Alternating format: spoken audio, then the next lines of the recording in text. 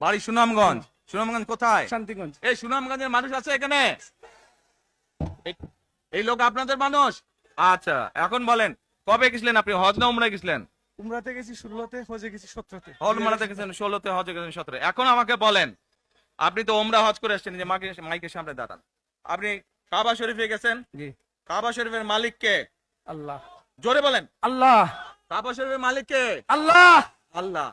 আমরা মুসলমান সবাই এই দিন দুনিয়ার, আমরা যে এই পৃথিবী দেখি, এই পৃথিবীর মালিক কে? আল্লাহ। এই সূর্য নক্ষত্র যা দেখি তার মালিক কে? আল্লাহ। বেহেশতের মালিক কে? আল্লাহ। দোজখের মালিক কে? আল্লাহ। আচ্ছা দাঁড়ান, এবার আপনি বসেন এখানে। আপনারা সকলেই সাক্ষী দিলেন দোজখের মালিক আল্লাহ, বেহেশতের মালিক আল্লাহ, এই পৃথিবীর মালিক আল্লাহ, কাবার মালিক আল্লাহ। আরে ভাই, যেটার মালিক আল্লাহ সেটা কি অন্য কেউ দেওয়ার ক্ষমতা রাখে? রাখে না। তাহলে কি দাঁড়ালো?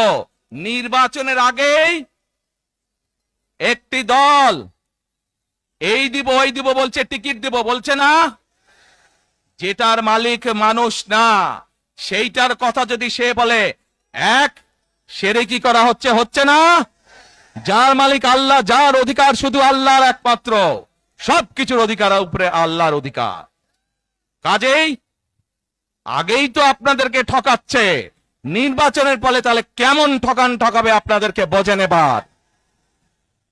শুধু ঠকাচ্ছেই না মানুষকে, যারা মুসলমান তাদেরকে শিরকি করাচ্ছে তারা। নাউজুবিল্লাহ।